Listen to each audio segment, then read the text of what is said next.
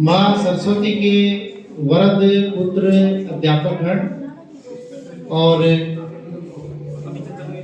माँ सरस्वती की वरद पुत्रियां अध्यापिकाएं और सामने बैठे भारत का भविष्य युवा पीढ़ी, सर्वप्रथम तो इस कार्यक्रम के भव्य आयोजन के लिए मैं छोटे भाई रोहतास जी सर और उनकी पूरी टीम को बधाई देता हूं कि आपने बहुत अच्छा आयोजन किया। आप सभी साधुवाद के पात्र हैं। सबसे पहले कक्षा 12 के लिए आपके परीक्षा के एडमिट कार्ड आ गए हैं और बिल्कुल तैयार हैं, क्योंकि परीक्षा आपका मुख्य लक्ष्य है। साइंस के जो विद्यार्थी हैं उनका परीक्षा केंद्र राजकीय उच्च माध्यमिक विद्यालय बुढ़ापुर जी जो चौड़ा रोड पे है वहां पर है, और 12वीं एग्रीकल्चर का जो परीक्षा केंद्र है वो राजकीय उच्च माध्यमिक विद्यालय दूड़िया वहां पर। पूर्व में मैंने कक्षा में सूचना दी थी कि आपकी परीक्षा में आप सभी को वाहन सुविधा उपलब्ध हो, इसलिए 1 तारीख से विद्यालय का समय परिवर्तित हो रहा है और वो लगभग अभी संभावित रूप से 7:30 बजे का ही हो जाएगा। तो सभी जो स्कूल बसों से आते हैं वो विद्यालय में आए और यहाँ से आपको बसों के माध्यम से सेंटर पे पहुँचाएंगे और परीक्षा समाप्त होने के बाद आपको वापस लेकर आएंगे। दूसरा, प्रत्येक विद्यार्थी परीक्षा में अपनी सेहत, अपने स्वास्थ्य और अपने शरीर का ध्यान रखें। प्रायोगिक परीक्षा में फिजिक्स के समय एक छात्रा का हाथ था, वो चोटग्रस्त था, हमें कॉपी बदलानी पड़ी थी। वो तो एग्जामिनर थे, उन्होंने अच्छा सहयोग किया। किसी दूसरी छात्रा ने लिख दिया था अलग से कॉपी की व्यवस्था करके। कभी आपके सामने ये स्थिति नहीं आए तो आज से लेके परीक्षा के अंतिम प्रश्न पत्र तक प्रत्येक 12वीं का विद्यार्थी अपनी सेहत, अपने स्वास्थ्य और अपने शरीर का विशेष ध्यान रखे। अगर किसी छोटी बड़ी घटना या दुर्घटना से अगर आप चोटग्रस्त होते हैं तो आपका एक अमूल्य वर्ष है वो जाया हो जाएगा। ये इसको गंभीरता से लीजिएगा। मान लीजिए आप बाइक तेज चला रहे हैं या कोई ऐसा खेल खेल रहे हैं जहाँ चोटग्रस्त होने की संभावना है, हाथ चोटग्रस्त हो गया, पैर चोटग्रस्त हो गया, तो आपको दिक्कत आएगी।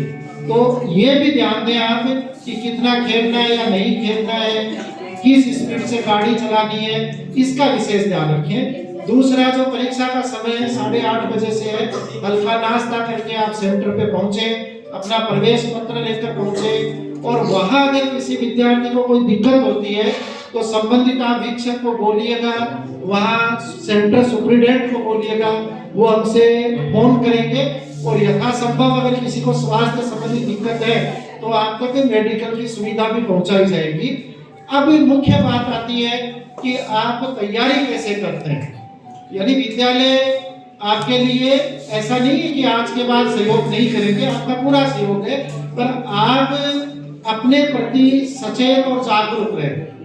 सेंटर तक सही तरीके से जाएं, परीक्षा छूटने के बाद सही तरीके से घर आएं, बीच में जितने भी अंतराल हैं उनमें आप अच्छी तैयारी करें। और मैं आशा करता हूं कि आज के बाद और परीक्षा के अंतिम प्रश्न पत्र तक कक्षा 12 का प्रत्येक विद्यार्थी गंभीरता के साथ अध्ययन करेगा और अपने प्री बोर्ड में जो नंबर आए हैं उनमें वृद्धि करेगा।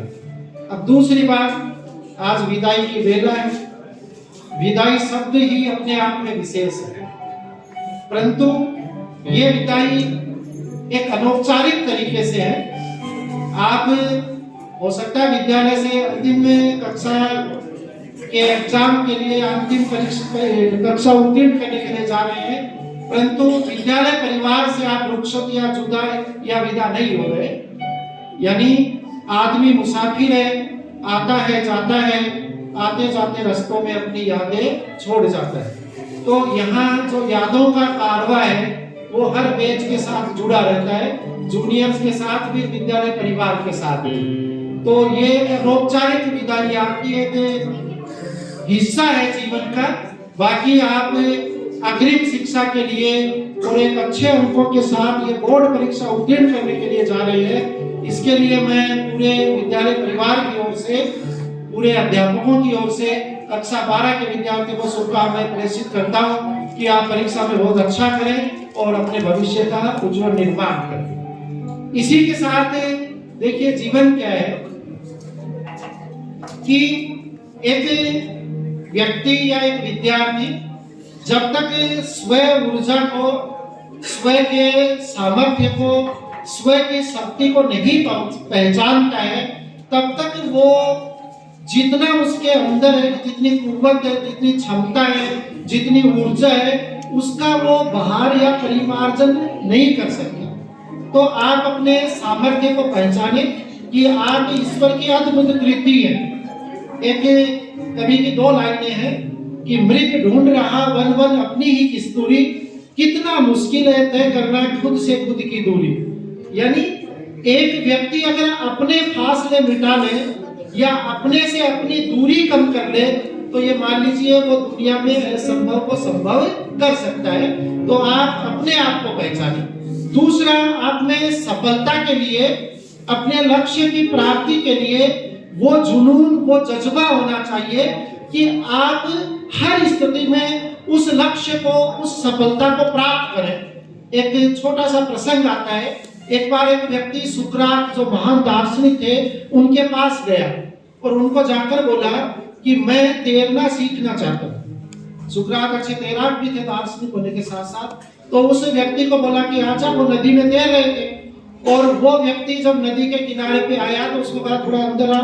वो पानी में जो ही आया और उसकी गर्दन पकड़ कर उसको पानी में डुबो दिया और आधा मिनट, 1 मिनट, 1.5 मिनट तक लगभग उसको डुबोए रखा।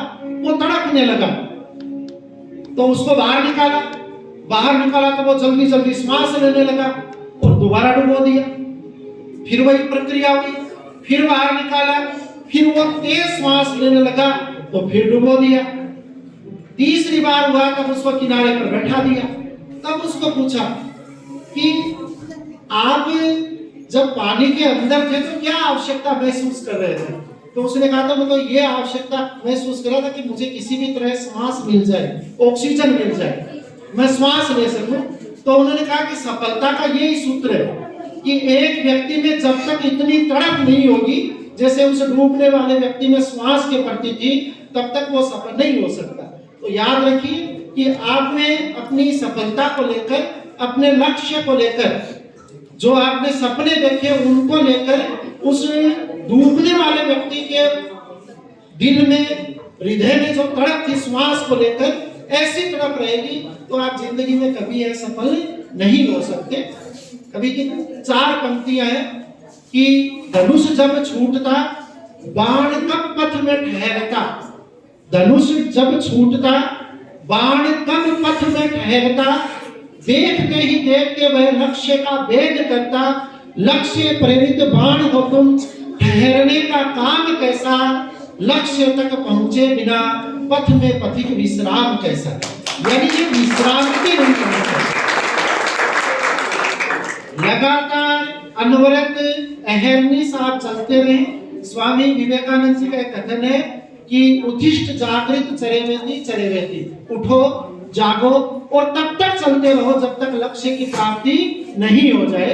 तो आपका लक्ष्य आपको सबको स्पष्ट है कि आपका एक ही लक्ष्य है कि कक्षा 12 को ज्यादा से ज्यादा अच्छे से अच्छे अंकों के साथ उत्तीर्ण करना और कक्षा 12 के बाद आपकी जो राह है, जो मंजिल है, कोई का IIT में जाना है, NDA में जाना है, नीट में जाना है, किसी को एग्रीकल्चर क्षेत्र में जाना है, किसी को अन्य क्षेत्र में जाना है, तो वो आपकी आगे की मंजिल है। इनके लिए आप एक अच्छे प्रयास करें, आप निसंदेह सफल होंगे। आपके अच्छे कार्यक्रम हो रहे हैं, ज्यादा समय नहीं लूंगा। अंत में आपको आशीर्वचन के रूप में 4 पंक्तियां पढ़ रहा हूं कि धरा हिला गगन गुंजा नदी चला पवन, धरा हिला गगन गुंजा नदी बहा पवन चला, ज्योति सी जल जला विजय तेरी विजय तेरी विजय तेरी, भुजा भुजा फड़क फड़क, भुजा भुजा फड़क फड़क रक्त में धड़क धड़क धनुष उठा प्रहार कर, तू सबसे पहला वार कर। सिंह सी दहाड़ कर, शंख सी पुकार कर, रुके न तू, थके न तू, थमे न तू, रुके न तू। विजय तेरी, विजय तेरी, विजय तेरी। धन्यवाद।